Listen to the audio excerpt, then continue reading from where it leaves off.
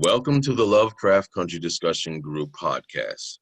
We have your illustrious host, Taylor Maid, contributors Mike Richardson, Iyeli, China, and Pamela Wood. This is the Lovecraft Country Discussion Group podcast. Please enjoy the show. All right, let's get into it. We are in episode 5. They answered a lot of our questions, and I feel like they sort of closed the file.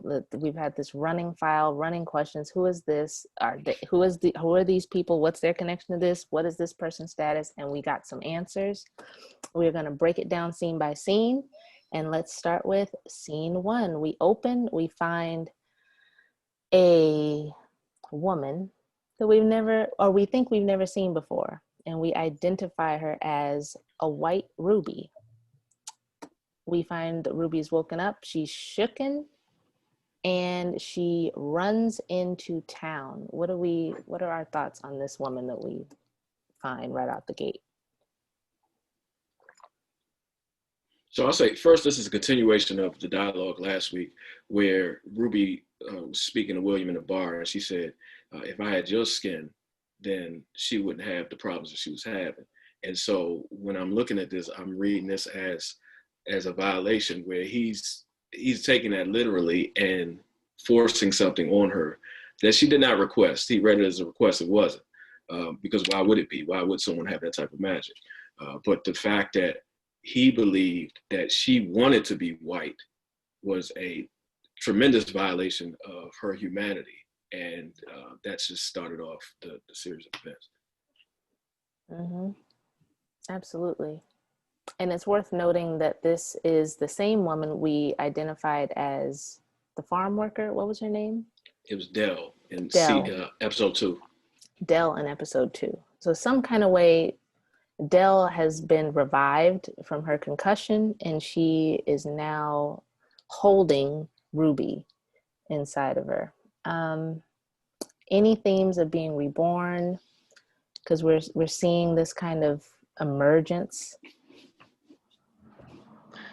She says, so Ruby says, not particularly in that scene, but she references being made. So it's kind of like she's being made again. In that scene, you see her as she's getting off the bed and she's off balance. She has no coordination. So it shows the similarity of like her being unaware of or uncognizant of what's really happening, and her just being distraught in regards to like understanding who she is or who she's able to change into at that present time. And she thinks it's a curse. She doesn't know it's going to go away. Mm-hmm. She doesn't know that yet. So she's just like, oh my God, I woke up white and I'm not going to be Ruby again. So. Mm-hmm. And I was thinking that it was interesting to mention that we see this sort of birthing coming with the monsters in the second episode with Christina birthing these what should have been a calf but wasn't, and they're and we're familiar with how calves come out, they can barely walk, and they're sort of disheveled. She kind of had that look, and it was just an interesting sort of connection there. So Ruby wanders into town, and she's on this, it looks like she's on the south side, because it was predominantly Black people walking around, and we see Ruby, she bumps into a young man, he gets knocked down, and the cops are immediately on the scene, and we come to find out William called them. So we already know that Christina is in their pocket, or they're in hers, or something like that, and Ruby is detained. What do we think about this scene with the cops? I think Pam has a note. Well, I noted that the color blue, so that when you see anybody of influence or power in this scene, they are wearing blue, including the barber, the head. I'm assuming he's the owner of the shop, but his color of blue is the lightest, meaning, and most subtle, meaning to me, it seemed while he has influence on the South Side, and we know what barbershops are like in the Black community, they hold a lot of sway, but it's not strong enough to outweigh the colors of the blue of the cops and the color that new Ruby is wearing. So you see that all the Black folks who are on the outskirts of this scene are in autumn colors, browns, golds, orange, very much field colors, field hand colors. So I was just taking a note that the less influence you have is also reflected in the color that you wear in this particular scene. So I thought it was very, very eye-catching. Mm-hmm. So this seems terrifying to me. I just was scared to death initially. Like, I mean, this just shows the power of white womanhood. Ruby wakes up as this white woman, and she's walking down the streets of the South Side, and we get the language for it later about the interruption, but she just disrupts everyone's life on that street just by existing in that space at that moment. And we see the police putting a young boy on the ground, and it's a lot just to start off the episode. So this was tough for me. Mm-hmm. Yeli. Wait, you're muted. He's muted. Sorry, I wanted to make the point, and I think this aligns with the point that was also made by I believe China made this point. But it was about the instinctive hands up, don't shoot. Whereas, you know, Ruby's obviously in the body of a white woman, but there's still a Black woman in the driver's seat. Like, she's still in there. Her consciousness, her subjectivity is still in there. So she still instinctively puts her hands up along with the little boy when they see the cops. And then, you know, we see that it's almost like an homage to this hands up, don't shoot that we see in all kinds of popular media these days, that everyone is really speaking back to this contemporary issue with police violence. And you know, then, you know, obviously we'll talk more about Ruby's Blackness pushing through.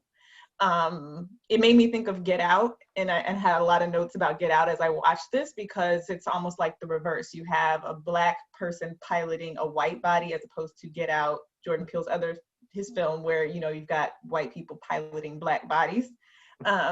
So yeah, this gesture is almost like one of the first, and even going to the South Side, as Pamela noted, is like when she's, you know, this is she's still being herself, even though her whiteness has now disrupted the lives of these Black folks just because she's walked in there being Black.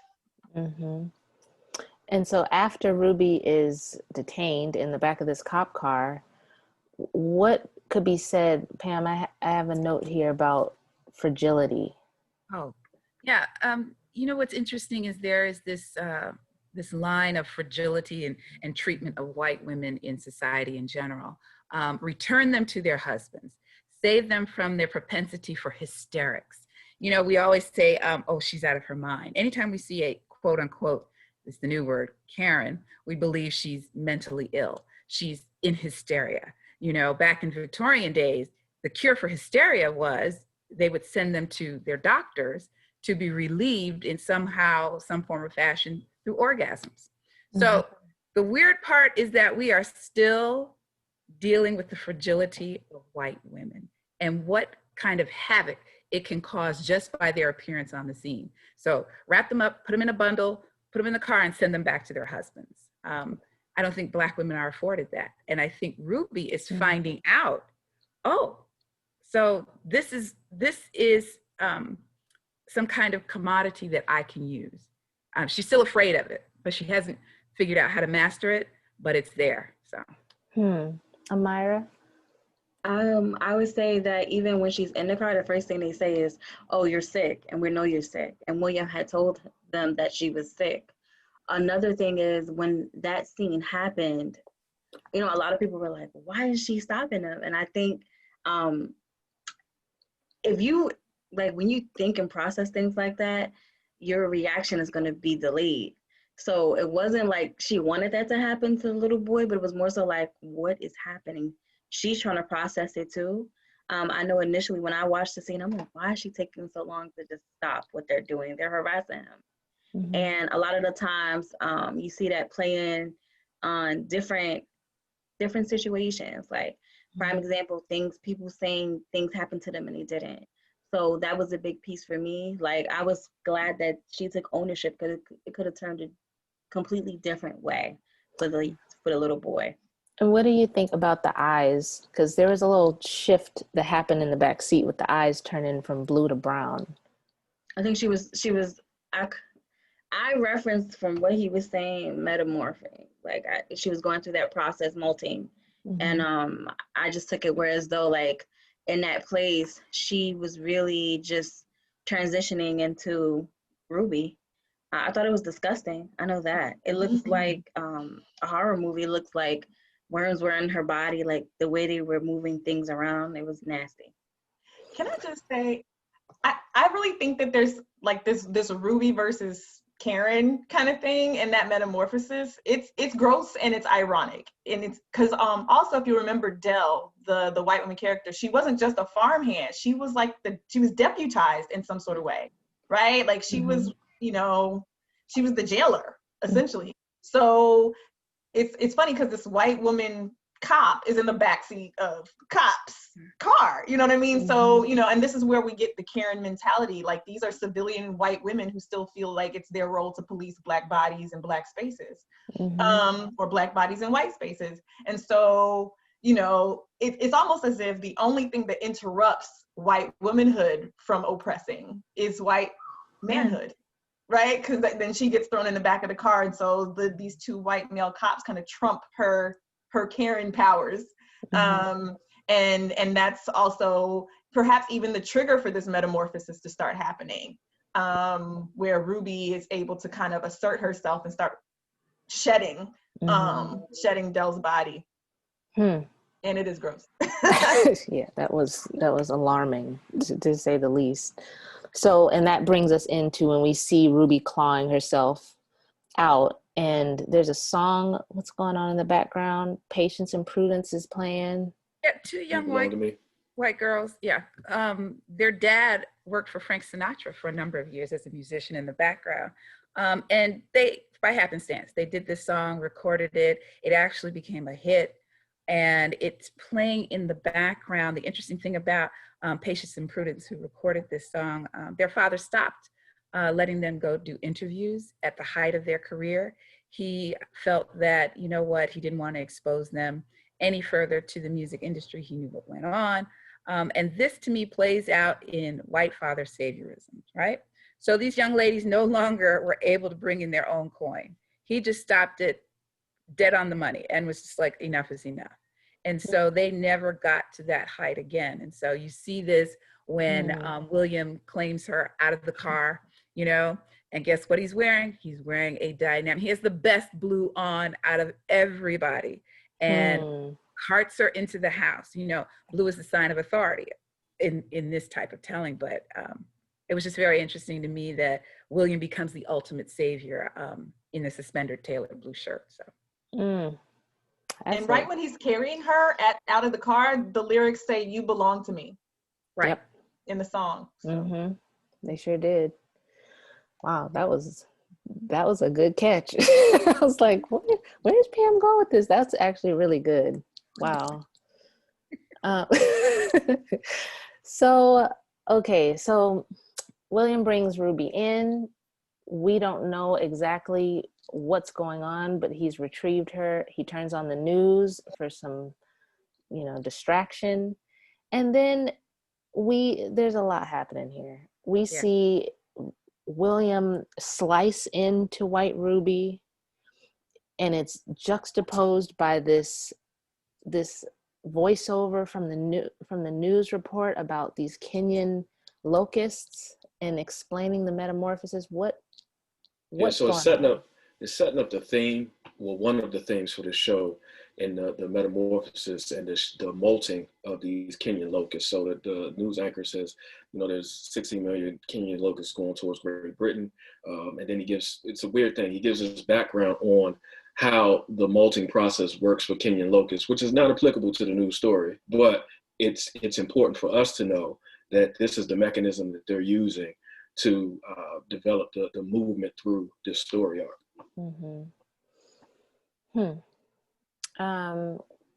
And there was another little interesting quirk with the opera singer.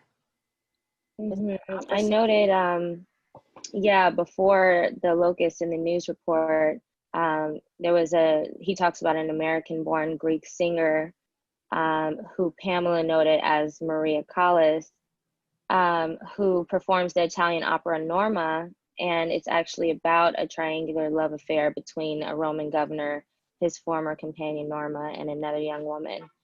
And so I thought that directly, was alluding to William, Christina, and Ruby, but then also you could even say, Tick, Letty, and Gia later on we see. So that's another theme that's kind of, going on there, floating around. And it was around this time in the show that I started to wonder if I should keep track of this. The metamorphosis of Ruby. How many times did she actually experience this sort of weird shedding morph? And I believe it was 5. So in this first one, it's important to note that at no point does she, Ruby, nor the body Dell have control of her body. So she wakes up in this white body.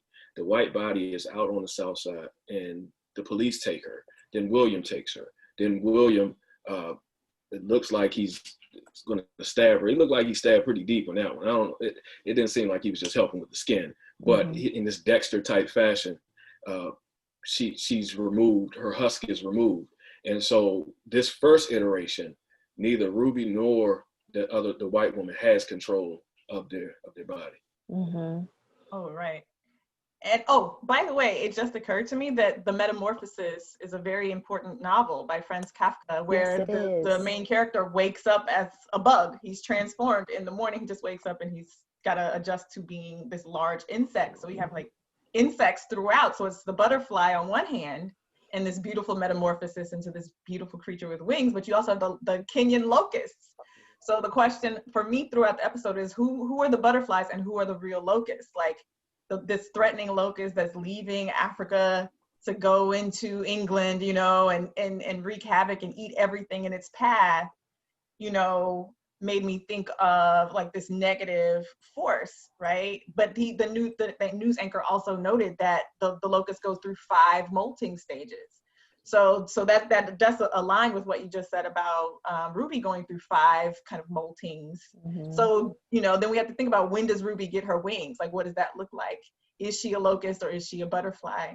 And I mean, there's a lot more to say. I think I'll just go back to that. But it is also, if the locusts are the Africans, right? If the locusts are these African insects from Kenya, we got a lot of things going on here, because this is also about human origins, right? Because we're all about Adam and Eve and the Garden of Eden, but Kenya and these locusts originating from Kenya, this threatening force, well, that's really where we find human beginnings. So, when we as human creatures, human beings, migrated out of that area in Africa to the rest of the world. But the news would take something that is truth and make it kind of into this threatening presentation, this threatening report where Africans are depicted as like this global threat, and or at least a threat to Europe. And we see, of course, the news media does that to Black folks all the time. So there's mitochondrial Eve and all that other stuff in Africa, and the African woman who begins humanity is in direct contrast with this white male Adam that's going on. So there's so much in that little news report. Like I even heard he mentioned a labor strike in Chicago, which is historically true.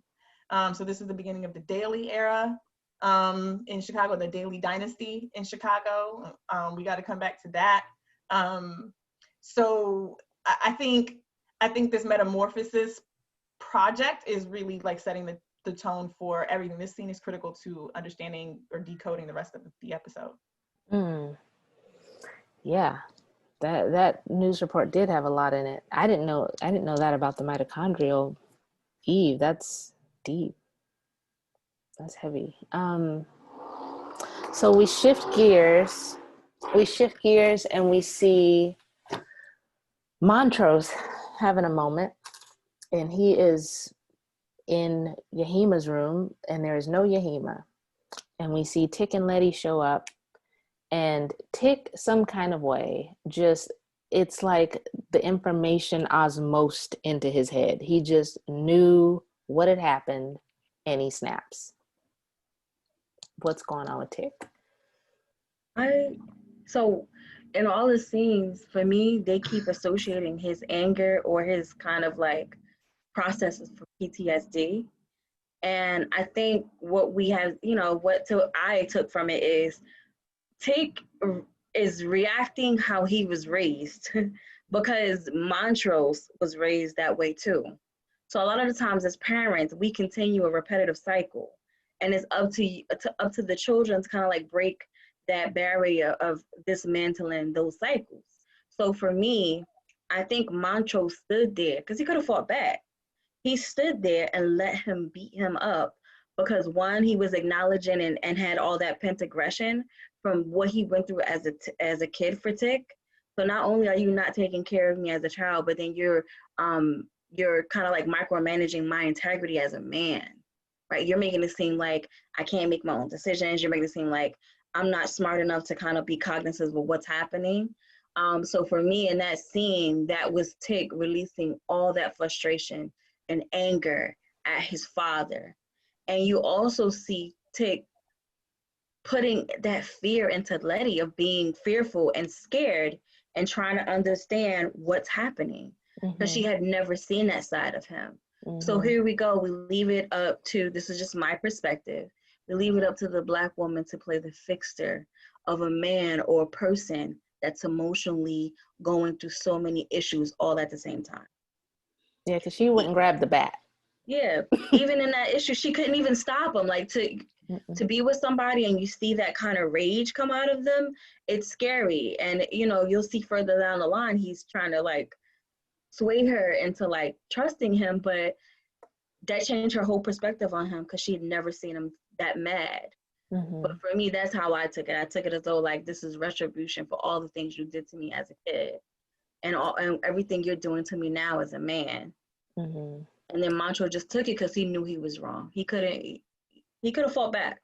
Montrose is not a weak guy. He got some grit with him. He could have fought him back. And there's a connection here that could be made, right? With the cocoon, like something. So I think that, so we've seen the metamorphosis process for Ruby so far. I think this is a transition stage for Montrose, which is the reason why he takes that beating. Because what I'm believing that we're seeing is the first time Tick stands up to him this way. Before the war, he took the abuse. He went off to war, and then we're seeing him now as he's coming back. So at no point has he had this time to have this type of interaction with Montrose. And so him like beating up Montrose, almost killing him, is the release of that anger. But for Montrose, and we'll see that as we progress through the episode, this is the pain of the metamorphosis process. This is him beginning to move, and I think he's almost letting go of the life that he had, which we'll revisit later in this episode. But I think this is step one for him. It's as painful as it was for Ruby, but in a different way. And we also see a Montrose that is a man of considerably less words. I believe he only said one word this whole scene. And I think that was gone when they said, well, where's Yahima? Yeah, that's true. Yeah. Okay. So Tick flies off in a rage, and he is determined to find these papers. He nearly beats Montrose within inches. And he decides to go to Letty's developing room and see if she might have gotten some photos of the pages. What do we think about this interaction with Letty and Tick here? Because this is probably the most aggressive we've seen Tick be towards Letty. Even though obviously it's not directed at her necessarily, he's still, in a heightened state, but this was an interesting scene. So I just want to bring back one of the points that Mara made up. Letty has the bat. Now they're setting up this dialogue that bats are for monsters. In the first episode, Jackie Robinson uses the bat on the monster in the dream. When they were at the house with the bricks, they ran out with the bats for the racist neighbors. Now we see the monster coming out of the Tick, and Letty grabs the bat. So I just want to make sure that we're retaining that as we go through the series. Pam? I was going to say, you know, when I saw this scene, I said it's about Black women. Even if I got a love for you, I don't mind taking you out if need be. See, so the back game for her is really strong with this one. Black women have an absolute love-fear relationship with Black men. So sometimes our love isn't strong enough to afford us the rest we need to abide in that love. And that, I think that's what we saw in this scene. So very much, don't get the gat, go get the bat. Yeah, Words, I think she. words to live by. It's like, are you a monster? Do I need this with you? Right. You know, do I need this bat? You need to figure out if you're going to be a monster in this story, or you're going to be a human being in this story. But I'm gonna show you this bat because this is how I handle monsters. So it's on you. What you wanna? I'm ready for either one, right? So, and I think, I mean, to Pamela's point, I mean, that's unfortunately where we are. I think Letty very clearly understands and shares much of Tick's trauma. Her response to that trauma is different, but the understanding it doesn't excuse it.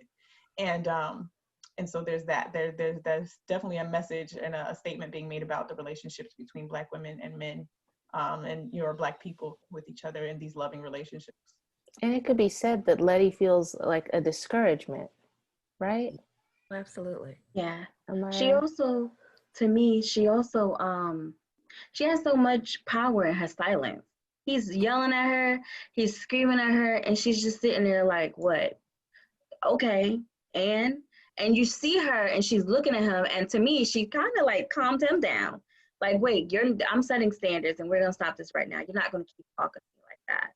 And you see it in her face, like she looks mad as shit when she's like huffing and puffing, and she just looks at him and she breathes in and she breathes out, but she also shuts him up. He drops it when she does that. And that was something to take away from it too. A lot of the times we think because we're so boisterous that we have all this power. Sometimes your silence is power enough. And we even noticed that with Montrose didn't say anything hardly in the scene, but he had so much reckoning within this whole episode. So your silence can be powerful too. So we cut over to William and Ruby, and it's now Ruby. She has been released from her white Ruby body. And William goes into this monologue about, butterflies and metamorphosis. Chai, what did you get out of that scene? So there was a lot of symbolism having to do with butterflies in this scene that I caught. And it even alluded to Christina and William, being revealed later on that they are indeed, the same person, or that Christina's been using this William persona. So the first thing that I noticed is there's a frame on the wall that William, as soon as he comes into the room, he looks at. In that frame, there's about a dozen or so butterflies. And so, it's like, okay, he's into butterflies, cool. But then later in the scene, when he walks over and he's adjusting himself in the mirror, he speaks the language of Adam, which I assume is some sort of spell. And, that's when the butterflies start swarming around Ruby. And, she's kind of figuring out, okay, magic is real. And then it pans over to that same frame and the butterflies are no longer there. So that, it almost, specifically means that he is, he did say a spell, and, who knows how many spells, Christina and William have. But I did note that, along with the fact that, as William's getting dressed, there are 2 sets of clothes in the closet. There's a dress, there's some blouses, along with, his stuff as well. That alludes to that later on, that uncovering that we get to see. And then he also says, a caterpillar emerges from the same cells of the butterfly, the essence of the butterfly, but different. It's more. And so what I took from that is that Ruby in her white skin is still very much Ruby, but even more so, it's, Ruby without limits, without confines.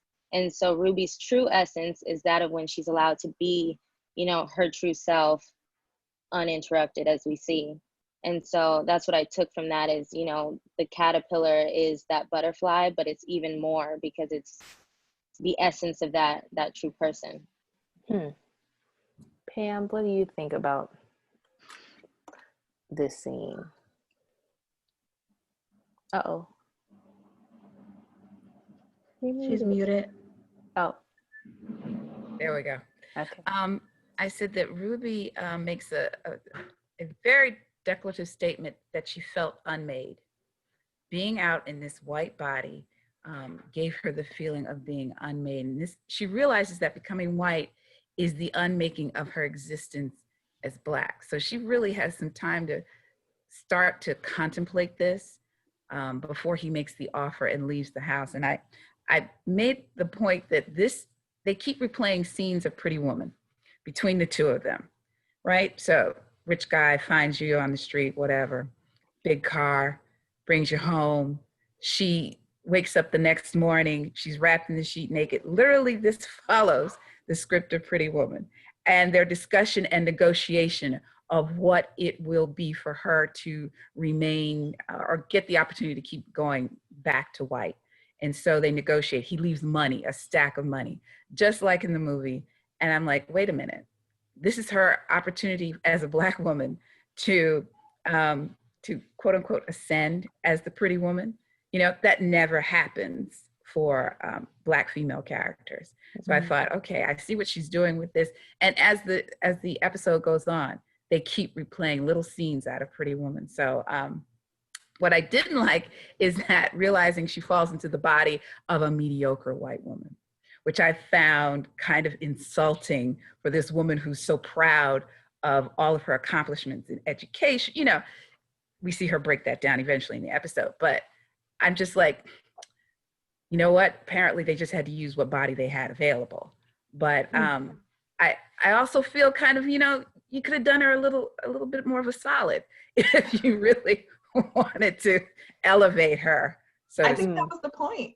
But I think that was the point. Like, this episode is full of mediocre white women, right? And I think the point is you can take this farmhand from the middle of nowhere and dress her up in a nice outfit, and she can be as mediocre as the day is long, and she can still go leaps and bounds ahead of where the most phenomenal Black women can go because of racist, you know, society. So I think that was done on purpose. Like, I think there's always the contrast between these stellar Black women and these mediocre white women, you know, killing the game because white supremacy is such an illogical way of looking at the world.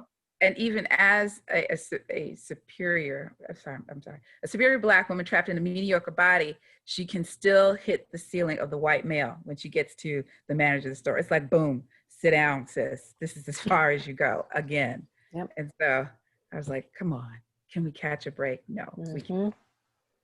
Mike? Yeah, I agree. I agree 100%. This, if she was not mediocre, if she was more than that, it would have let us off the hook, and we would have been able to explain it as something else, but it wasn't. Another interesting thing about this scene is as they're going through that negotiation, she still finds or believes that she has to ask for permission. She's saying, "Can I go now?" Or is it, "Am I free to go?" And that speaks to the it's almost I hesitate to call it a pathology, but it's something that's ingrained in us that we don't have control of our own bodies at any point. Am I free to go? And so Ruby's still in the process of learning, but it was just interesting that she had to ask that question, or felt that she needed to ask that question before she proceeded with her day. You noted before that she was captured and brought back, you know what I mean? She was captured a couple of times, right? It's almost like she's just reproducing her own cage. Like, we just default to that when we feel out of our depth, you know, which is the tragedy of it all, right? Yeli, what And is... even, I'm sorry, Chai, go ahead. I was just gonna say, and even still, you know, when she said, you know, he says, "You are free to go, you know, until I need a favor. But until then, you know, do as you please, enjoy your day. Here's some money. Here's another vial, you know." Pretty woman. And so I think that was important to note too, is that, you know, she does get captured. First of all, like Mike said, she's being completely violated. She didn't ask for this. Then she doesn't know if it's going to happen again. And she doesn't know when she can leave or when the police are going to come and bring her back. And so it's a very difficult situation to be in that she is still navigating. Yeli, what is this book? Oh, yes, the wages of whiteness. So she mentions, and I'm not sure if this is this scene or the next one where she's talking with William, and you know, she lets him know that she literally went out in the world as a white woman in this interesting montage and didn't have to spend any money, and that there's a currency to whiteness that she spent all day, right? She was out there, you know, making it rain with her white skin, and so this actually made me think of this book I had to read in grad school called The Wages of Whiteness by David Roediger, which was really about the ways in which all of these different European ethnic groups came to this country and subsumed themselves under this umbrella of white in order to gain those privileges that come with that and the currency that comes with that. And how to some degree, you know, perhaps they sacrifice their own specific ethnic identities in order to get the benefits of this white thing. And she's out there spending it. So yeah. So in that scene, go ahead, Mike. No, I was saying that I have a problem with this idea that it seems like they're painting that white people believe that black people want to be white. Like that's not the thing that we're looking for. And we learned that later. I read a story a few years back, Black No More, by George Schuler, and it's basically about a doctor who comes up with this formula to inject black people so that they become white. And so black people were paying all of this money to do this, but then the lead character, when he gets the injection the first time, he goes out and he exclaims, "I'm white at last." And this idea that that's what we're chasing, it completely misses the fact that no, we're human too. Like, we don't want to be what you are. Mm-hmm. We want to be what you are, but leave us alone while we're doing it. And this is another thing that comes up later, but just that the audacity, the hubris that comes along with believing that black people want to be white completely dehumanizes us and says what we are is not enough. Mm-hmm. Right. Yep. I think that we really did think that, or I thought for a minute that Ruby wanted to be white, but then, you know, she's very clear later on, like to your point, that, you know, it wasn't a difference between going from black to white, it was going from black to being considered human, right? Because of the dehumanizing nature of our experience here, but not that we have accepted dehumanization, but it's just a response. We are literally being treated like non-humans. And so, you know, Christina, in her misunderstanding of the situation, the typical white response would be, okay, I'll just make you white instead of trying to fix whiteness and white supremacy. I'm just going to make you white. Mm-hmm. Right. So yeah, but Christina was all kinds of wrong. And so in this scene, while they're walking, I mean, now we see Ruby on the street and she's living in her whiteness, and we're listening for colored girls who've considered suicide when the rainbow is enough. What are the emotions in this scene? Oh, I got that. Well, we're listening to the poem, the choreo poem. Let me correct that, by Ntozake Shange, and the portion that we're listening to is the Lady in Brown. If you know anything about it, all the characters are just assigned a color as a lady in brown, blue, whatever. But this particular character in the choreo poem is a young girl who has fallen in love with reading, with the books in the St. Louis Public Library. And the funny thing to me is I used to perform this particular poem. And so she talks about nothing but about falling in love with Toussaint Louverture, who frees all the Black folks in Haiti, you know. And so she talks about they got a country all their own, and how freeing and wonderful it would be to be with Toussaint Louverture in this wide, vast freedom as a young Black girl. And so to see her walking down that street as a Black woman entrapped in a white body, experiencing freedom of being white, with the background of a Black girl who wants to just be free as a Black girl, was just brilliant to me. And then we see her going about her day as a white person. And I remember this Saturday Night Live skit where Eddie Murphy dresses up as all white, goes out for the day, and he realizes that when white people are alone, they give each other things. And it's the comedy of it. And you see her getting ice cream for free, like, oh, my money's no good here, but my whiteness is. This will cover me, you know? And so just to be entranced with how to use your whiteness that she begins to learn, it's just a stroke of brilliance in this particular scene to me. So. Amira, you were gonna say? You mute. So my comment was for I think she was laying down with William, or she was laying in the bed, and she said they weren't scared of me, they were scared for me. And she was talking about the cop situation, and that comes into play. And she was like, they were scared for me as if I was, and then William said, as if you were human. And I think he plays on that too, in a way where it's kind of like, there's this misrepresentation or illusion that in order for you to feel human or have some validities, that you have to be Caucasian. So it was really in a way where it's kind of like she is free, where she can go out and read a newspaper and won't be harassed.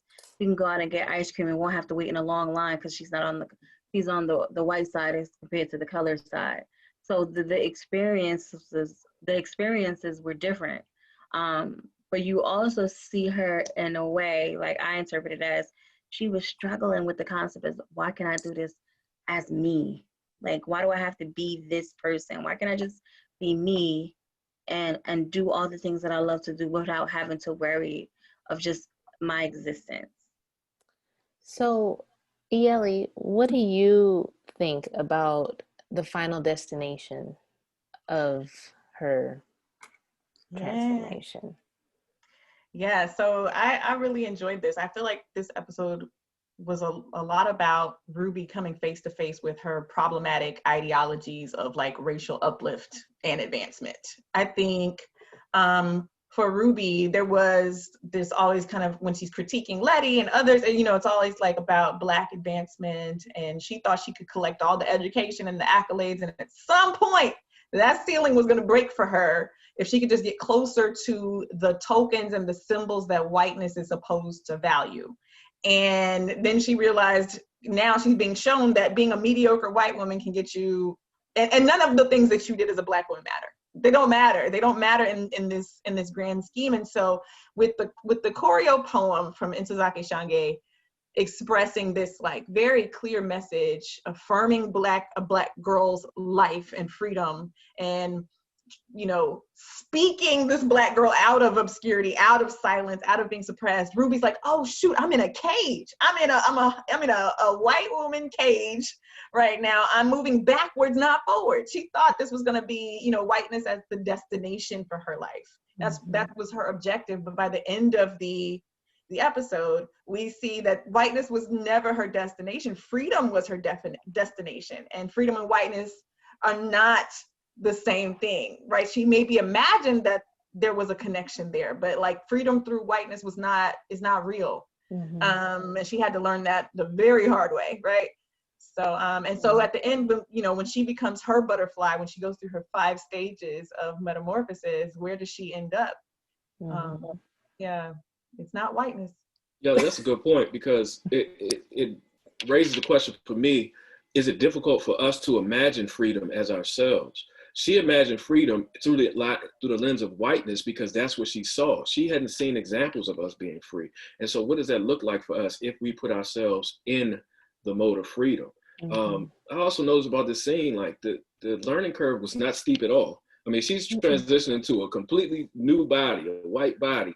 We see her like hesitate for a minute to cross the street, and then she has it. Like all the rules that we have to adhere to being Black and navigating in a Black body don't apply here. And so, you know, you couldn't flip that the other way. But in this case, it's not difficult at all, like to move about that way, to move about as a human. And so I loved the scene and the way that the montage was brilliant, as Pamela said. Yep. So Now we're going to switch gears, and we are with Tick and Letty in the garage. And Tick is making his apologies. China, I know you have a running count of how many times Letty has saved the day. I'm going to let you have this. So, needless to say, Letty saves the day again. This is about the 5th time she's come in clutch, producing the photos of Titus's pages, which would have been otherwise completely lost. Then again, we don't know if Montrose actually destroyed them, possibly not, because he did hold on to the bylaws for a little bit. I believe like 1 or 2 months or so before he burned that. So I just felt it was necessary to note that here comes Letty again. Nope. After Tick blows up on her, lets him calm down, and then, you know, brings him the pages and lets him get to work. Amira, aggression in this scene. So to me, my interpretation was that you see him being overly aggressive, but you also see him take account for what he did. So to be able to apologize to someone, that's a big step. Even in a situation where that's a big step, and you see that kind of like that dynamic change in regards to taking accountability for your actions, because Montrose had never apologized to Tick in regards to like how he was treated or anything. But you also see, what my interpretation was from that scene is, you also see Letty take this control of, you know, making sure she's establishing boundaries on how she is to be treated. You see her, what stood out to me in that scene was she was like, this is evil. And you see her kind of like, yes, she's saving the day, but you also see her as having to have that security from Tick. Because even though she saves the day, she also gets like this power from Tick in a way where it's like, she's trying to like show him like, look, I could do this. So it's kind of like a challenge. That's what I interpret it as. And I definitely was just acknowledging like the fact that for Tick to apologize for something that he does a good job of hiding it, but that's who he is to his core, because that's the foundation that he was given. So that was a step for me to say, maybe he's acknowledging like, this isn't working for me. Mm-hmm. Mike, thoughts? Yeah, so this scene, it occurred to me that I had kind of a bias against the way that I was seeing Tick. So I was looking at him as the scenes progressed and not really looking at the whole arc of his life as we understand it. And so because he was abused by Montrose, because that was his example, we have to allow for the fact that he doesn't know a lot. So he went from Montrose to a war. And so the aggression that we see out of Tick is the summation of his life experience, not just the snapshot that we're seeing. So if I allow for that, I have to do that for all of the characters. And that's what we want as Black people. We want to be seen as full human beings. And that means that you have to allow for all of the messiness that comes with us, just like you do for everyone else, and allow for that metamorphosis to take place. So in this scene, I'm discovering that Tick is a lot more complicated than that. It's not just that he's the monster or he doesn't listen or whatever. He hasn't had any examples at all, and he's figuring it out. So as Amara was saying, the apology is step one of many more steps that are required. Mm-hmm. Mm-hmm. Yeli? Yeah, I'm just gonna echo what has been said here. I think those are really, really good points about Tick and his arc as a human, right? There's a lot of language throughout the episode about that contrast between human and animal, right? Even like Dell's character implies that Black people are animals back in episode 2, and then the cop who slams the Black boy on the ground and on the car calls him an animal. And so there's almost like, we're always going back to Martin Luther King's concept of the thingification of Black people and like the animalization of Black people, and being understood only as who you are in an emotional moment is another way of thingifying us and taking us out of that human family. And so, yeah, we do owe Tick that. We owe all of the characters that. We even owe Montrose that, as mad as some of us are at Montrose, we owe him that. And so, and because if we don't, right, and this is a point that Letty's making in that scene, like we're just as bad as the white folks. Like we're just as bad as Titus, you know, if we are holding Yahima hostage here for our own purposes. So we're just as bad as our oppressor if we don't allow the humanity and don't remain vigilant and aware of the humanity of others in our community. So, yes. Absolutely. So William and Ruby, now we are back in this arena, and we still don't know the stipulation of their contract, their unwritten agreement that they have going on here. But we cut to Ruby in the tub. She's recapping her privileged day for William, and William makes it known to her that this arrangement has a catch. What clue do we have in William's dialogue here that there's going to be a disconnect? I took it as him mentioning Hiram. So he mentions Hiram in that scene, and he was saying how he was more for theology and he was more for dealing with magic. And he was saying that basically, to me, I think I interpret it as William being like a protege of Hiram in a way, where you can see like they had some type of interaction because they fed off each other, and Hiram was able to develop some things off of what William was, William's theology. And you see that come into play where it's like, well, Hiram thought that this was going to happen, but this happened. And you see that come into play where he's like, well, you thinking you're going to walk around in this body and not going to have to pay something for you to have this experience. So that was what I saw. Chai? Yeah, so I immediately noticed that William used the word inconsequential to describe the favor that he would ask of Ruby. You know, because we know Christina says this same word to Tick in episode 2, where she says, you know, before the ceremony, she says the smallest, most inconsequential thing can, you know, set you on your path. She says that in so many words. And so I think that's just another kind of allusion to them being the same person. So I picked up on that as well. And we have another Pretty Woman nod. Boom. Okay. In the tub, Ruby is high-pitched singing, just like our girl in Pretty Woman. Not paying attention, and there's William in the doorway, observing. She slides down the tub, just like in Pretty Woman, because she's been discovered singing, being a little bit happy, and these negotiations start. So this whole draw again of being able to jump your circle as a Black woman and being a quote-unquote being at an opportunity to be saved by the white male, that keeps repeating again and again, even if it's subtle too much. Just that I kept seeing it again. I said, wait a minute. Now I know old girl sang Prince in the tub, and she's doing a high pitch. I don't know if it was a gospel tune or a blues tune, but it was there. Yelly. Oh, go ahead, Yelly. Oh, okay. So yeah, I love the bath scenes. I love it because it's like hashtag self-care. But it's a lot of, there's a lot of reasons why this is significant to me, that Ruby is here singing in the bath. She's singing between the devil and the deep blue sea. So she's a blues woman, right? She's a quintessential classic blues woman. And we know because she actually articulates that William's the devil, right? Like she's just like, you know I made a deal with the devil. I know this is wrong, but I'm gonna do this anyway. So you can think about any of the classic blues folks, Robert Johnson, etc., making deals with the devil, right?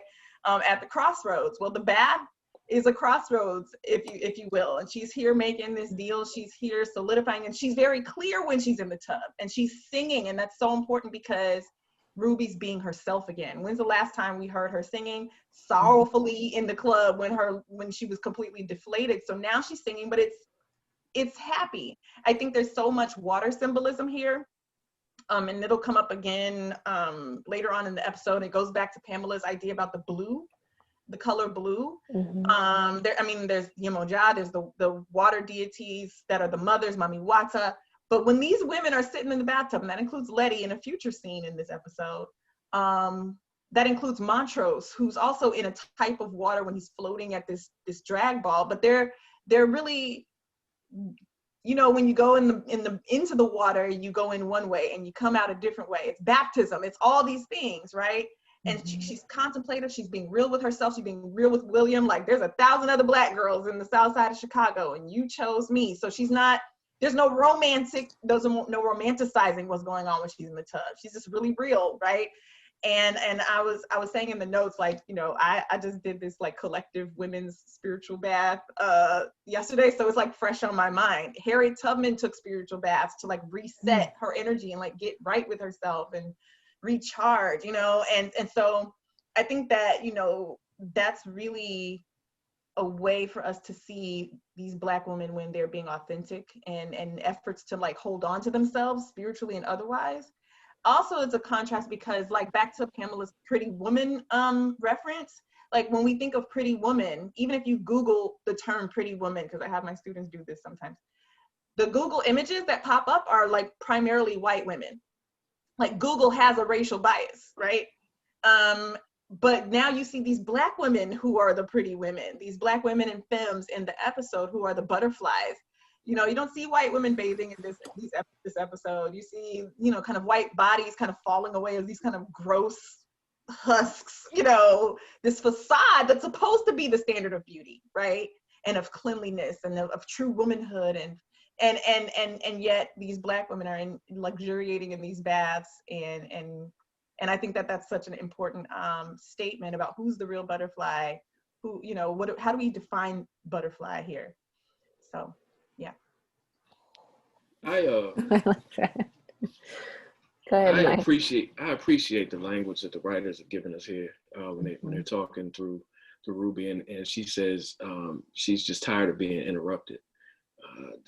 Like, that's something that I just feel just internally, just that resonates so loudly with me, because Black people have been working harder since we touched the soil.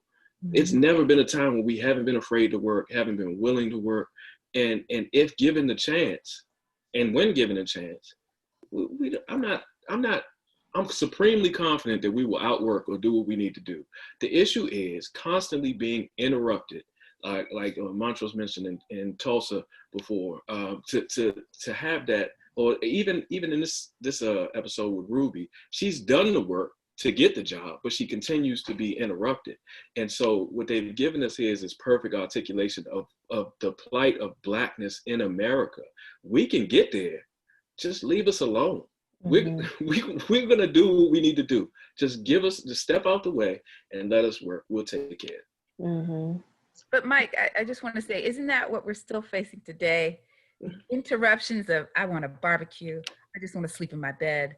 I just want to get home. I think we're at the stages where we're just like, you know what? When I leave this house, I don't know what will happen. I will be interrupted. I know my entire existence will be interrupted, my whole day. But by the time I get home and shut that door, that's who I am, uninterrupted. And so I just think this is thematic that just keeps coming up and up again and again. This episode just keeps drawing it to me that, you know what, who are we? Uninterrupted. Yeah. It just occurred to me that these Black women keep getting interrupted while they're taking baths. Did anybody ever notice, like, none of them takes a bath and she's like by herself and able to just be with her own thoughts? Like, some dude always walks in the bathroom and like wants to talk to her about something, like they keep getting interrupted even in that sacred space. Like, there's something really important about that. It just came up when Pamela was her hot wisdom. A little bit of wisdom, yeah. Self-care. To piggyback on Ruby's transformation in this scene, I think this scene is so pivotal in this moment where she says, I don't know what's more difficult, being colored or being a woman. And I feel like that's when it kind of starts to click for her that you thought your issues were just being Black. And now that you're in a white body, you're still getting interrupted. And so, that's completely relatable even today. I mean, just being a Black woman, you know, whether it's, you know, being discriminated against or being denied something because of the color of my skin, or being a woman and being paid less than men doing the same thing as me, you know, that's something that we constantly battle. And I feel like that didn't necessarily, like, this is the moment where Ruby is like, okay, maybe it's not the whiteness. Like, maybe that's not my key, you know, to getting where I want to go, or to, you know, getting the things that I want. Mm-hmm. And that takes us right into Ruby taking this conversation and sort of believing that that just means, oh, now I can go get my job. So Ruby's still only thinking at a certain cap. She's still just at, oh, now that I can be a white woman, I've got permission to be white. I have this key and I'm going to go get this job that was supposed to be mine because I have all the qualifications on paper. And she goes to this interview and comes out with a little bit more than she thought she was going to get. What's happening? Like, she thought she was just going to be a floor model, and she gets upgraded to assistant manager with perks. So my interpretation is a little different. I keep going back into that interrupting phase. I think she could have just stood home and did nothing, to be honest. She got money. She's everything that she needs is at her dispense. I think she did that to say, oh, let me ruffle up some feathers and interrupt this store and their interpretation of women. And because they don't know, because she's Black, so regardless of what she does, she's gonna have those mannerisms. That's who she is. Not gonna go away. The whiteness is just like a facade in regards to like her being given that leniency to get in.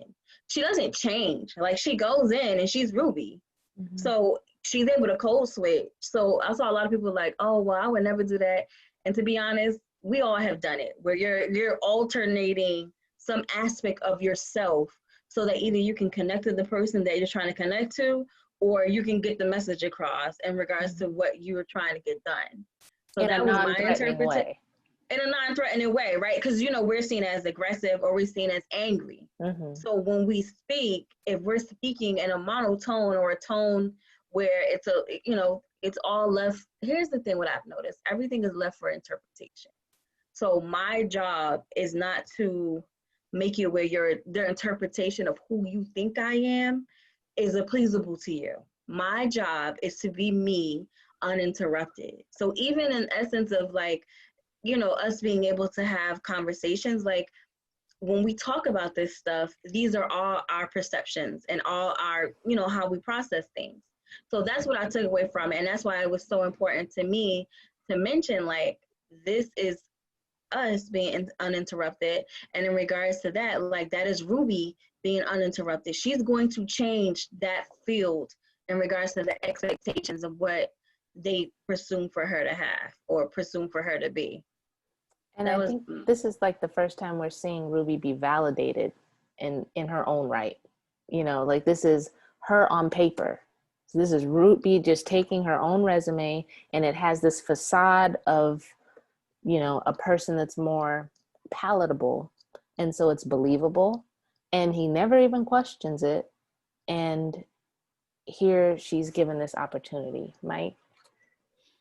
Yeah, I just had a quick note here about how capitalism was injected into the scene. So what is her name?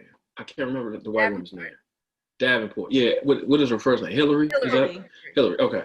When Hillary is talking to the manager and he's saying that they had a problem when the company went to, it basically integrated the company and a lot of people left. But he was like, oh, no. It wasn't that they're race crusaders or anything. They were just chasing the almighty dollar. Capitalism doesn't excuse racism at all. It doesn't. That's not the way that this works. And being able to use the pursuit of acquisition as an excuse to harm other people is never okay. So it was a quick aside in the dialogue, but capitalism and white supremacy stand next to each other at all points. So it was important that they called it out. Racial capitalism. That's such an important point because that's a theme throughout. Again, when we begin the episode with the announcer talking about, you know, the labor strike, this is Chicago 1950s. This is literally the year that Mayor Richard Daley takes over, and that becomes a whole dynasty through the 70s and on beyond, where he's literally helping white unionized workers to organize, right? And so he's open to unions. So the police aren't busting up these labor unions anymore. They're focused on the Black community. They're focused on keeping us out of all these new marketplace opportunities, these new job opportunities that are opening up in the city of Chicago. This is also why you build the housing projects and these housing developments and lure Black people in to separate them physically away from these new opportunities that are coming into the city. So this Marshall Fields has, now all these jobs are vacated, right? Because these white folks left in disgust over integration. So Ruby could have been one of 2 Black women with a job, right?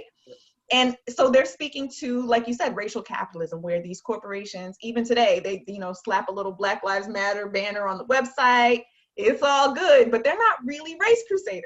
They're about money. They want to keep those Black dollars coming in. They want to keep Black people coming into Marshall Fields, or at least wanting to. They want to keep us shopping, right? So I think that there's so many kind of modern, contemporary messages for us today. I think there's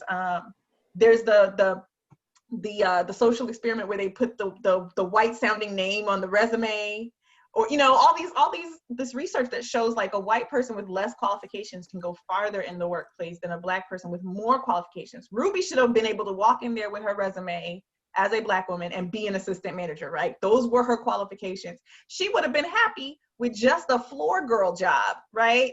Knowing that, right? But I think that goes to, I mean, it goes to so many points. And I actually don't think that this is about her going in and wanting to change. I think this is about her short-sightedness. She's in a white body and she's still got Black goals, right? She's got a wealthy white man that's giving her stacks of money, and she's not trying to start a business. She's not trying to become independently wealthy. She's not even seeing the opportunities she has because she's still pressed about this little floor girl job, right? And so it's almost like the myopia that racism can create even for Black people. We can't even think and envision, like a point you made earlier, Mike, about like not even being able to kind of like envision freedom for ourselves. Yeah. So, and it's short-lived because her face starts to melt and we see all of her magic is wearing off in this freight elevator. And this is is this the second time we're seeing this elevator happening, Pam? Absolutely. I said the use of the freight elevator it's very similar to the one in Letty's house. And number one, she still has to use the back way, even with her waning transformation. You know, the fact that she's finally made it to the big house, but she's still got to exit through the back because she has fear and she has to hide. You know, there's the red suit, the blood, all of that, bringing in colors, but I just think every time we see numbers pressed in an elevator in this show, it's danger of some kind, or it's a bad scene. But I just wanted to bring up that this looks just kind of like Letty's house, you know. And from here, I'm sorry, go ahead, Amara. I would also say a part that I noticed was when Paul was hugging her when she was leaving, he was very like touchy-feely. And in that scene, you see her like questioning, and you see it further down the line, like she's asking the other reps, like, has he ever done this to you? And I think it's really important to bring that up because you see it play further down the line when he does what he does, you know? So she's starting to see like, okay, just because I'm a white woman doesn't mean that I'm immune to not being, my body not being respected. I would also add that as a woman of color in a white body, you still can't hide. You still can't hide intrinsically who you are. I think Yelly said that about, I can still see you. So I think he felt something different about her, which seemed kind of exotic.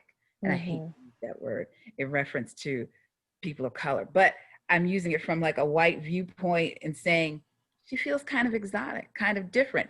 And if you're a white male, is that your calling to always take advantage, you know, of the things that you believe are exotic, indigenous, kind of different, not milk toast white bread, you know? I did. I actually noticed that when Ruby was in her interview, how she had this whole script, you know, played out in her mind, how she had been, you know, applying to this job for years. She had perfected her resume. It was perfect. She came in with the speech ready to talk about giving that experience to everyone else. And she didn't even have to do all that. It was completely unnecessary and she didn't even realize that because she still, you know, is in her own mind about it. So after this, we jump to a very sort of controversial scene. And I feel very strongly that in the year of our Lord 2020, it shouldn't be, but it is. And here we find that Tree lies about many things, but it wasn't about Montrose and Sammy. Thoughts off the top on this scene? I felt bad, like looking at like some of the things that were being said. It was very disheartening because here we are in this we're so far down in history, and in regards to like the derogative language, in regards to like highlighting those messages. I felt as though like, just like Ruby is having this metamorphosis, so is Montrose. And you get to see him just be happy in a way where it's like, he feels comfortable. But we're not there yet. Wait, so I'm sorry. So you see him in this way where he's kind of like battling himself on his aspect of happiness. So you see Sammy, and Sammy's like engaging with him like, that's my boyfriend, or this is my significant other. And you see Montrose, he's just there, he's silent, he's not reactive. But I also noticed that I think Montrose is at a point where I have nothing else to lose. What else can you take from me? Because I don't ever, at this point right now, I don't even have my son. What else can you take from me? So you start to see him kind of peel back, and you see those layers come down of who he really is and what he really is, you know, engaged with, or what he really enjoys, or who he really loves. Because he must really have feelings for Sammy to be even in that space. So that's what I noticed. Pam? I was going to say, again, the background music, the use of Frank Ocean for this scene when he shows up at Sammy's door. It's the ultimate, you know, in, out of the closet struggle, but of course, Frank Ocean is a contemporary. So I just love that they layered that on there. And then we realized that, or at least I did, that Tick has been rescuing and knowing Montrose's second life since childhood, because he's picked up his dad from his drunken stupors many a night, and Tick knows Sammy, to me, almost in a parental way. So you talk about the transformation from just a bartender to an almost auntie role with Tick and Sammy. Sammy transforms into a place of rest and peace for Montrose to abide, just like Letty is for Tick. If only both the father and son could cast aside their anger at their lives and relationships in order to be their true selves without secrets. There's several metamorphoses, is that how we say that, happening all at one time. And so I thought that was a very telling scene, even though there were very few words, mostly spoken by Sammy. And there was a note about Cabrini Green. Yes, so Cabrini Green did not come about until the 60s, meaning the green portion. They'd already done the Cabrini part. I think it started in 1942. And the fact that we see Cabrini Green together, I just thought it was a historic kind of compilation scene to see the words together. And so I had seen someone talk about where Sammy is. He's in a building that has 7 stories. So at the time that he would be in one of the buildings that had 7 stories, because his door number is 704. And I noticed that the most well-known TV address at 704 was 704 Hauser Street, which is Archie Bunker's home. And so I had to kind of giggle that they used the most prejudiced man that ever appeared on TV as an address for Sammy. So you just got, it's a catch the clues kind of thing all the time in the show. Yeah, I just want to jump in as one of the resident Black men. Based on the critique that I've seen, a lot of the internet stuff is rough because Black men, we just got to do better. A lot of the critique I've seen about this scene in this episode is about it's almost challenging Montrose's manhood, almost like a real man wouldn't do this, or at least we got Tick left in the show and stuff like that. And it's disheartening because you measure your manhood is connected to who you sleep with or who you're intimate with. That's such a cheap way to assess that. That's who are you outside of that? A friend of mine, Nick Gaines, says, why would you measure yourself in inches? This is, you have to be more of a human being than that. And so I'm able to look at this scene and see the pain in Montrose. We talked about the whole story arc of that person. Montrose has been hiding his whole life. Then he gets to this scene and we see a complete lack of intimacy in this encounter. And so what does that type of hiding, how does that impact your ability to be intimate and vulnerable and things like that? So we're seeing his transformation. But if you can't get past the fact that gay people live, then that's so remedial. And there's no excuse for that at this point.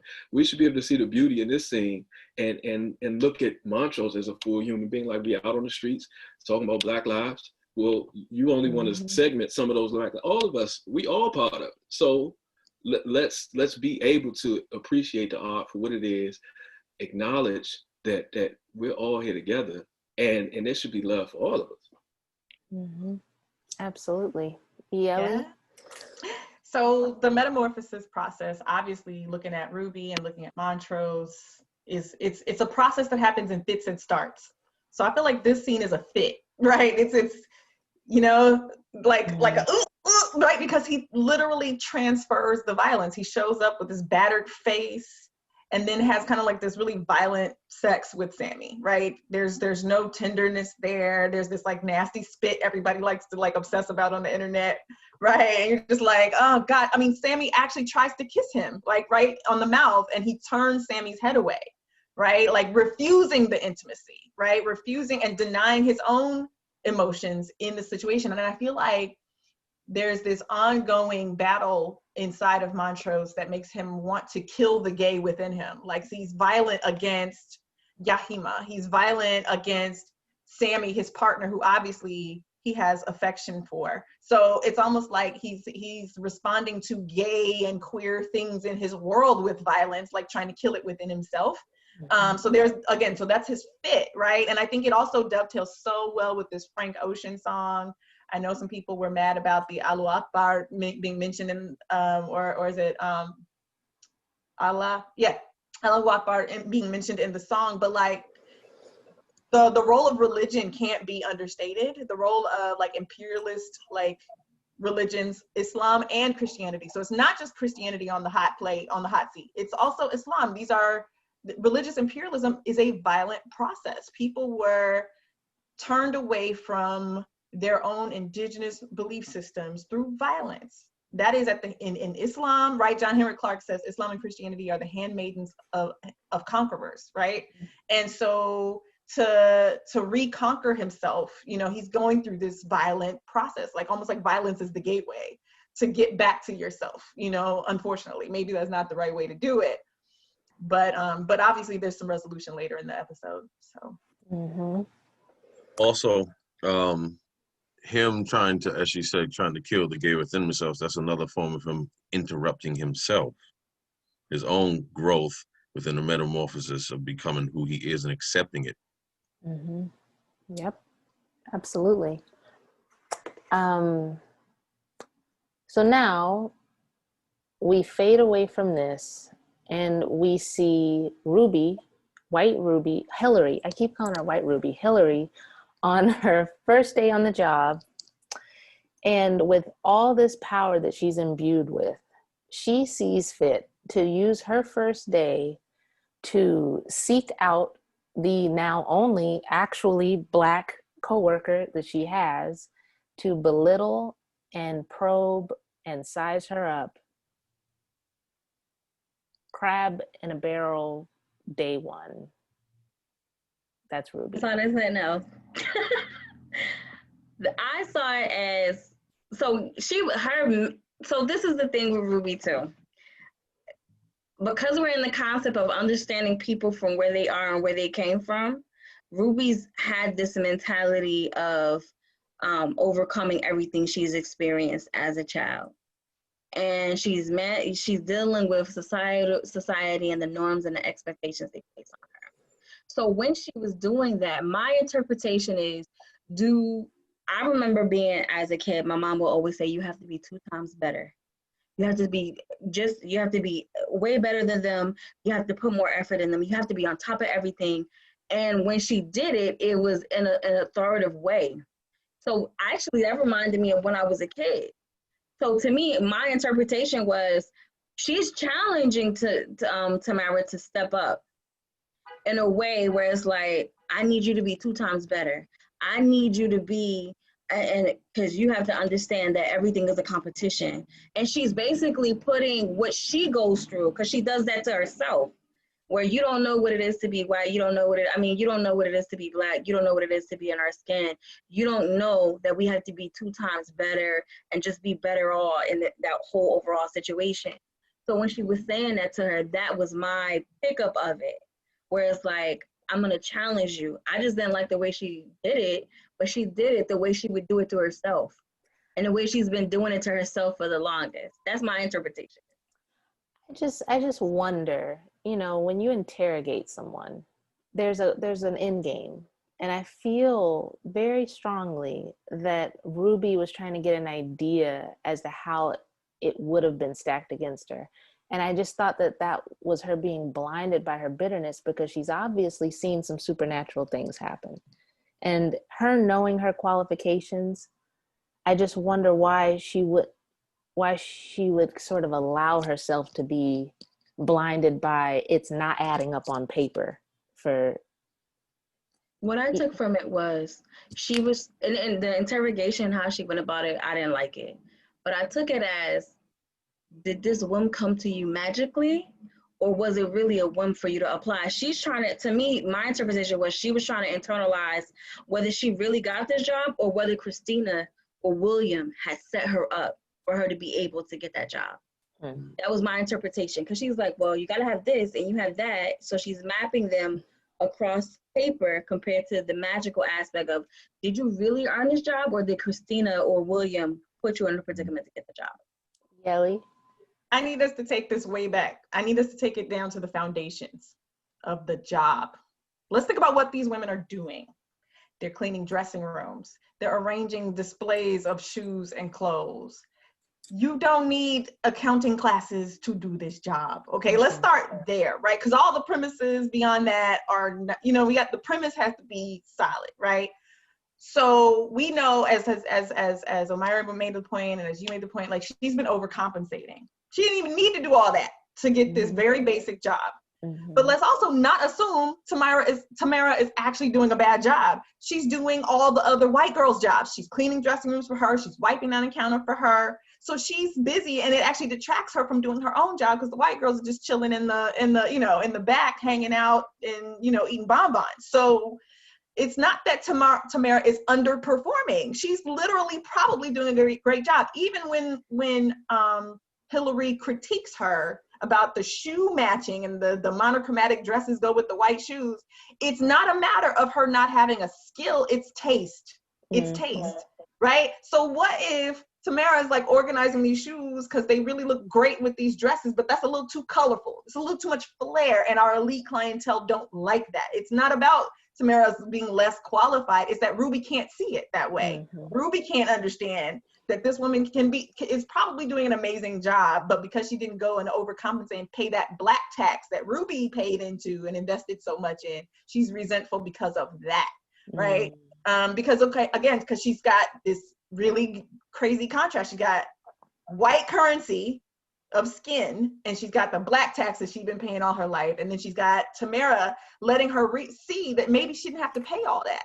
black tax, right? But as we will learn later, you know, Tamara's definitely paying a price, right? She's overworking, right, and doing other people's jobs, and then, you know, she's got her boss that does the things he does later. China? Yeah, I like that you highlighted that. I mean, Hillary even goes as far as to, you know, along with the advances that the manager made with her, you know, later that we see, you know, she's talking to the other coworkers. I think she suspects that Tamara slept with the store manager to get the job. I think she even goes as far as to like, has he gotten fresh with you? Because clearly she's not qualified. Clearly she's blinded by, you know, this, you know, by the years of her paying this black tax. And I feel like that comes into play where she's like, well, she's asking these questions where, you know, she doesn't need to ask, like accounting classes at Frederick Douglass Center, which why does she even know that as a white woman? And it just feels reminiscent of Ruby's remark in episode 3 when she's talking to, you know, the other people at the party, and she says, if more of us thought like me, the race would be a lot further along. And it just seems like she has this bootstraps mentality, this arrogance, and it's very condescending in and of itself. But much like her exchange with Tamara, she, as a white woman, it definitely comes off a little bit more threatening. You know, she's not, she gives off this, you know, these suggestions like, well, did you do this? Well, have you done this? Well, you know, you didn't graduate from high school. And it sounds way more threatening coming from a white woman than it would from Ruby herself, condescending all the same. So that was interesting. And along this, attached to this scene, is Ruby getting some insight into her coworkers.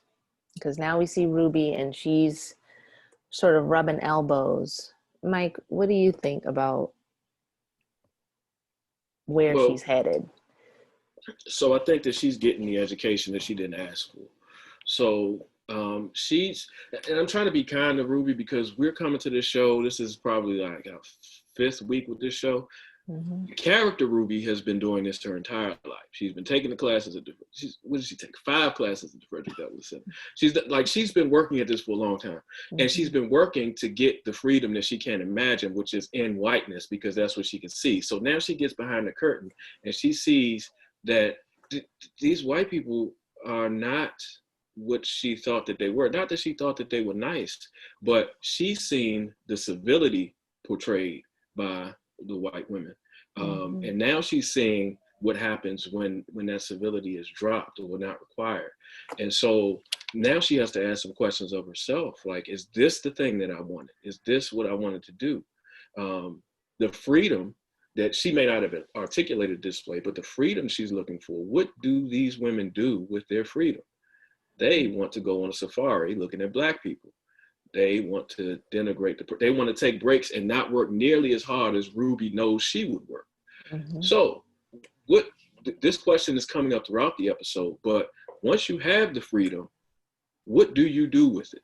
And she's learning what they do with it. And she's going to have to answer the question, what should she do with her freedom? Absolutely. Pam. Of course, I draw on weird references. What's interesting in this scene when they're in back of house and they are being themselves, there's a reference to the larger set woman who has on the mink coat, and they say, oh girl, you look just like Marilyn Monroe in the movie How to Marry a Millionaire, which is actually a film about transformation and hiding who you really are until you can make the leap from your caste or your circle into that millionaire wife status. They go to extremes in this particular film to land 3 rich fish. White women want millionaire status and to dip into the colored pool in this scene. They want to slum and they also want to rise. And it's like, well, such is their privilege that they get to be able to flow between all of this and have fun and cajole. And they realize that Hillary, keep forgetting her name, Hillary has a little soul. So they sniffed that out, just like the manager sniffed out that maybe there's a little something more exotic about Hillary. And oh girl, you ought to go on, what was it, Herb Mintz's show? I guess that's a dance show from the 50s. I didn't bother to look it up, but on Color Day, isn't that what they said? What's the movie where they talk about Color Day? And Hairspray. Hairspray. So we keep seeing these themes played out again. If I were a white woman who's mediocre, what are my dreams like? Well, it's to snag or bag a rich dude, you know? And the fact that they're like so taken aback to think that the manager would come on to anybody, they saw him as just milquetoast. Like he's got no juice. He's always got his wife and 3 kids, and they talked about him like, oh, ew. Norman Rockwell, yeah. Norman Rockwell. When the reality is we find out he's, a different character. Ellie? Yeah, there was so much in this scene. I love to hate the white girls in this scene. It's almost like Mean Girls on steroids. There's fat phobia going on. Like they just summarily just make fun of this work, the more heavy coworker who so there's so much mean-spiritedness going on. So again, I always come back to the question of who are the butterflies. This is the behind the scenes, the dark, seedy underbelly of like the cult of true womanhood. The fragile, delicate flower, the butterfly that is the white woman, the pretty woman. But they're really ugly in their behavior. But they're very hyper aware of the mechanics of identity. They're aware of needing to look polite and needing to use Negro instead of the N word, and seem to be these delicate butterflies, right? But she's experiencing their lustful, fetishizing of Black people. It also, with the last point that Pamela just made, that shows us the ways in which white men have been able to cover their own seedy, heinous sexual predation, and look like Norman Rockwell paintings, these like holier than thou images of the white, family man at the expense of Black women, right? Because white women then, they can displace all of that lust and all of that sexual aggression onto Black women, and white women don't have to suffer through that. Not to say that they never do, but in this particular instance, you see that as a metaphor for the larger process that is going on and existed during slavery and certainly after slavery. But yeah, she dances blackly with some rhythm in her hips.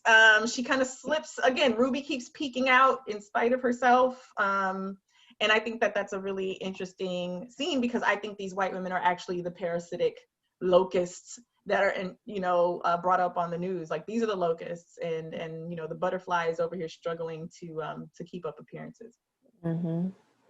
China? I love this scene. I love the scene.